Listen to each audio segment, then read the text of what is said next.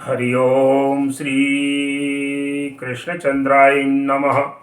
देखिए सज्जनों, आज का प्रसंग है युधिष्ठिर के बारे में जानकारी।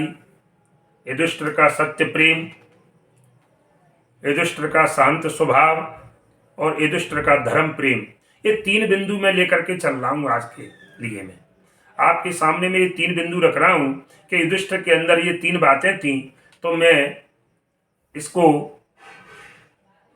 आपके प्रति कहने से पहले आपसे निवेदन है कि आप इस चैनल को सब्सक्राइब करें, लाइक करें और शेयर करें।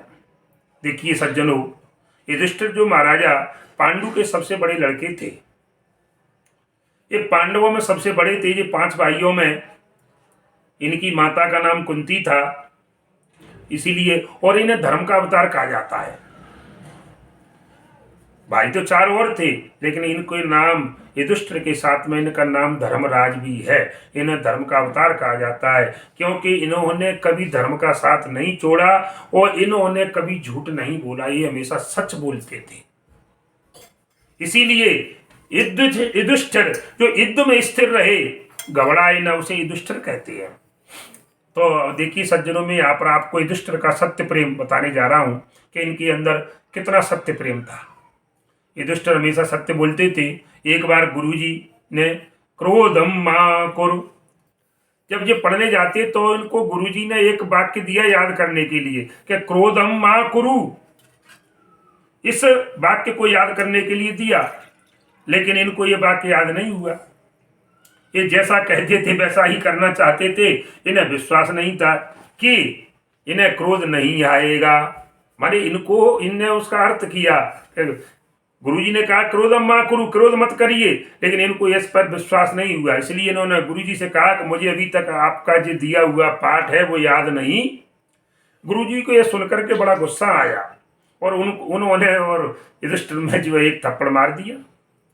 इन्होंने इस अपमान को सह लिया, उस थप्पड़ को सह लिया और इनको विश्वास हो गया कि अब क्रोध नहीं आया। क्योंकि जो व्यक्ति अपमान को सहन कर ले, और जैसे किसी ने चांटा मारा और हमने उससे कुछ कहा नहीं, तो ये देखिए युधिष्ठिर की विशेषता है। सत्य प्रेम यही तो है कि इनको थप्पड़ मारा गया और याद करने वाली कोई बात नहीं। 2 शब्द थे क्रोधम मा कुरु, लेकिन नहीं, ये इसको ये सिद्ध करना चाहते थे गुरुजी के सामने और उनको विश्वास हो गया कि अब क्रोध नहीं आएगा।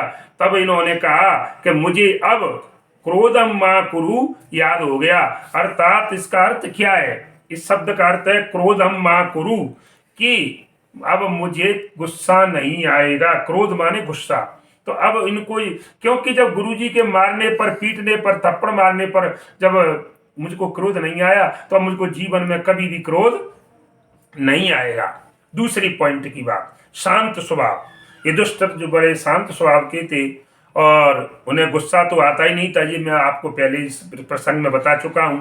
लेकिन कौरव इनसे हमेशा जलते थे।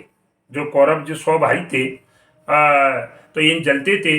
उन्होंने इनको जुए में हरा दिया। देखिए आपने ये कहानी सुनी है, महाभारत में सबने देखा है। इनका सारा राज्य पाठ सब छीन लिया था। इनको सुई की नोक की बराबर की मना कर दिया। 5 गांव की बात रखी संधि में कृष्ण के द्वारा, लेकिन क्या कह दिया? सुई अग्र नहीं देव नरेशु। दुर्योधन ने जी कह दिया जहां पर जितनी जगह पर एक सुई रुकती है उतनी जमीन नहीं दूंगा। तो उस पूरे राजपाट छुड़ा लिया। इसके अलावा और तो और क्या, बड़ी सभा में द्रौपदी को जो वस्त्रहीन करने की भी कोशिश की कौरवों के द्वारा। इनके छोटे भाई जो थे सभी, भीमसेन है, अर्जुन है, नकुल है, सहदेव है, इनको भी गुस्सा आया।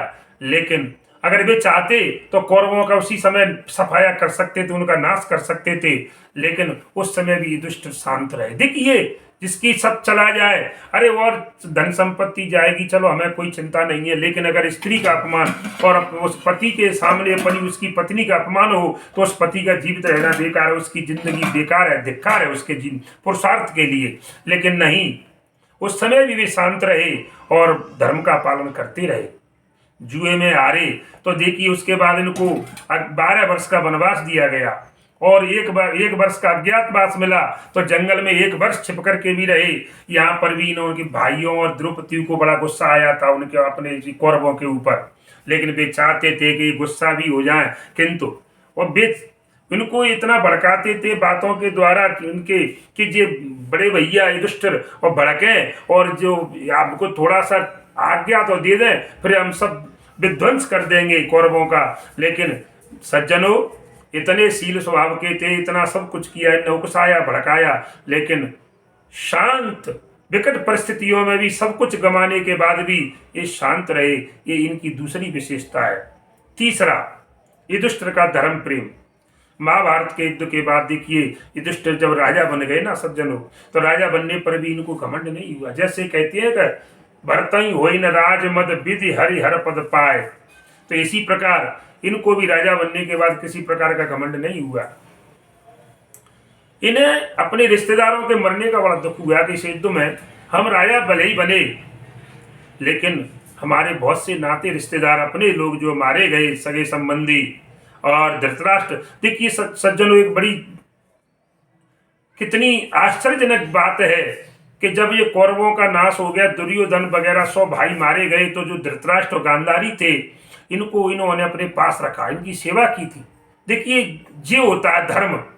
ये धर्म की बात चल रही है कि धर्म प्रेम कितना था कि इतना कोई करेगा कि इनका सब कुछ, इनने भी तो इनके बच्चे वगैरह सब मरवा दिए थे, 5 पुत्र जो तो द्रौपदी के मारे गए थे, और इतना सब कुछ नष्ट होने के बाद भी क्या अपने दुश्मनों के माता पिता को कोई रखेगा? नहीं। लेकिन ये धर्म की बात है कि जैसा आए थे इनके सब मारे गए, तो अब हम भी तो इनके बच्चे हैं, ऐसा सोचकर और इनकी सेवा की, और बहुत वर्षों तक इन्होंने राज्य को भोगा।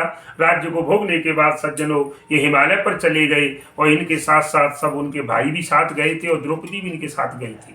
धीरे धीरे कहते हैं मतलब हिमालय पर बर्फ पर जो है सब भाई धीरे धीरे एक एक से मरते चले गए, और द्रौपदी का भी बताती है कि द्रौपदी भी वहीं पर जो है जीवित नहीं रही।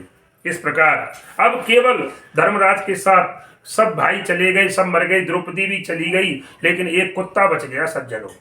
तो कुत्ता और धर्मराज दोनों जो है वहां पर हिमालय पर थे। तो कुछ समय की बाद, एक समय की बात है कि भगवान इंद्र अपने रथ पर बैठ करके और आए, और उन्होंने कहा युधिष्ठिर से कि यदि आप इस कुत्ते को छोड़ दो तो मैं आपको स्वर्ग में लेकर के चल सकता हूँ, लेकिन आप कुत्ते को यहीं पर छोड़ दो, मैं आपको लेने के लिए आया हूँ और आप स्वर्ग में मेरे साथ चलिए। लेकिन युधिष्ठिर ने क्या कहा कि हे इंद्रदेव, मैं इस कुत्ते को नहीं छोड़ सकता, क्योंकि वह मेरा साथी है, मेरा साथ इसी ने दिया है, अन्यथा सब छोड़ करके चले गए। भाई थे, पत्नी थी, सब रिश्तेदार, सब कोई किसी का नहीं है, लेकिन साथ ही निकला मेरा एक कुत्ता निकला, इसी ने मेरा साथ दिया है। और देखिए सज्जनों युधिष्ठिर ने स्वर्ग जाने से मना कर दिया। तो क्या हुआ लास्ट में?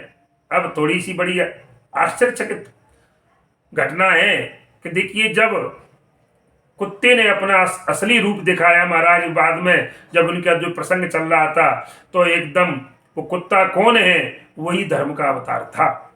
वो कुत्ता कौन था? स्वयं धर्म था। इस प्रकार इन्होंने धर्म का, क्योंकि धर्मराज ने हमेशा धर्म का पालन किया, तो धर्म उनके साथ रहा, तो कुत्ता धर्म के रूप में उनके साथ चलता था। इसलिए इन्हें स्वर्ग का लोभ भी और नहीं डिगा सका, क्योंकि धर्मात्मा लोग होते हैं जो स्वर्ग की इच्छा नहीं करते, वो अपना कार्य करते हैं, वो अपने जैसे जो लोग मेहनती लोग होते हैं। कहने का मतलब है परिश्रम के बिना फल की प्राप्ति नहीं होती।